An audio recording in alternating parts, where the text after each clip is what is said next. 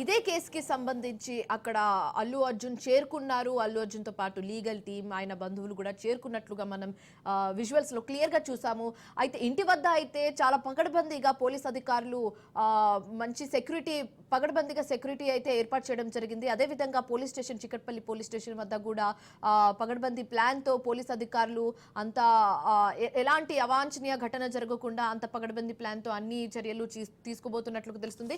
అయితే అభిమానుల పాత్ర ఏ విధంగా ఉంది అక్కడ? ఎవరైనా అక్కడికి వచ్చారా? ఏమైనా హల్చల్ చేస్తున్నారా? ఎవరైనా అలా అతి ఉత్సాహం ప్రదర్శిస్తే పోలీస్ అధికారులు ఏ విధమైన చర్యలు తీసుకుంటారు?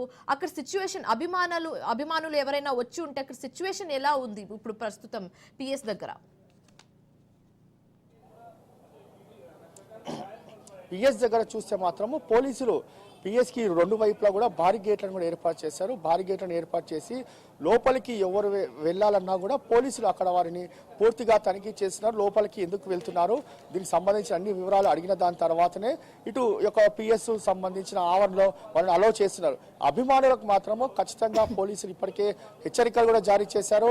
హెచ్చరికలు జారీ చేసిన నేపథ్యంలోనే ఎవరు కూడా ఇక్కడికి రావద్దు, వస్తే మాత్రము కఠిన చర్యలు తీసుకుంటామనేది మాత్రము ప్రధానంగా పోలీసులు దీనికి సంబంధించి కూడా ఇప్పటికే హెచ్చరికలు జారీ చేసిన నేపథ్యంలో అభిమానులు మాత్రం ఎవరు కూడా రాలేదు. కేవలం మీడియా తప్ప ఇతర సంబంధించిన ఎవరిని కూడా లోపలికి అలో చేయని పరిస్థితి కూడా చూస్తున్నాము. కేవలము మీడియాని మాత్రమే అక్కడ పోలీస్ స్టేషన్ గేట్ వద్దకు మాత్రమే అలో చేస్తారు. మిగతా సంబంధించిన ఎవరిని కూడా అలో చేయలేదు.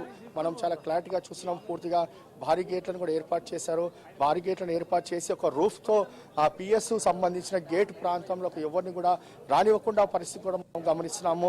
మొత్తానికి 11:30 గంటలకు విచారణ కూడా ప్రారంభమవుతుందని చెప్పి కూడా మనకు లోపల నుంచి వస్తున్న ఇన్ఫర్మేషన్.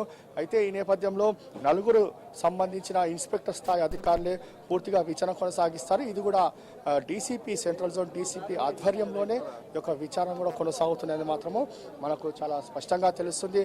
అడ్వకేట్స్ కూడా చెప్తున్నారు, స్టేట్మెంట్ రికార్డ్ చేసుకుంటారు. అంతేకాకుండా ఇన్వెస్టిగేషన్ పార్ట్ సంబంధించి ఎప్పుడు ఎవరినైనా పిలిచే అవకాశం కూడా ఉంటుంది. కాబట్టి నోటీస్ ఇచ్చి ఇన్వెస్టిగేషన్కు హాజరు కావాలని చెప్పి కూడా ఇచ్చారు. కాబట్టి అల్లు అర్జున్ కూడా ఇక్కడ చేరుకున్నారు. ఆ రోజు ఏం జరిగింది అనేది మాత్రం ప్రధానంగా ఓవరాల్గా విచారణలో అతని స్టేట్మెంట్ కూడా రికార్డ్ చేసే అవకాశం కూడా కనిపిస్తుందని మాత్రం ప్రధానంగా ఇక్కడ మనకు తెలుస్తుంది. కాబట్టి ఇందులో ఏ అంశాలపైన దీనికి సంబంధించి ఆ విచారణ కొనసాగిస్తారు, అంతేకాకుండా బౌన్సర్లకు సంబంధించిన దానిపైన కూడా విచారణ కొనసాగిస్తారు. మొత్తానికి ఓవరాల్గా 11:30 గంటలకు విచారణ ప్రారంభమయ్యి సాయంత్రం వరకు కూడా విచారణ కొనసాగే అవకాశం కూడా చాలా స్పష్టంగా కనిపిస్తుంది.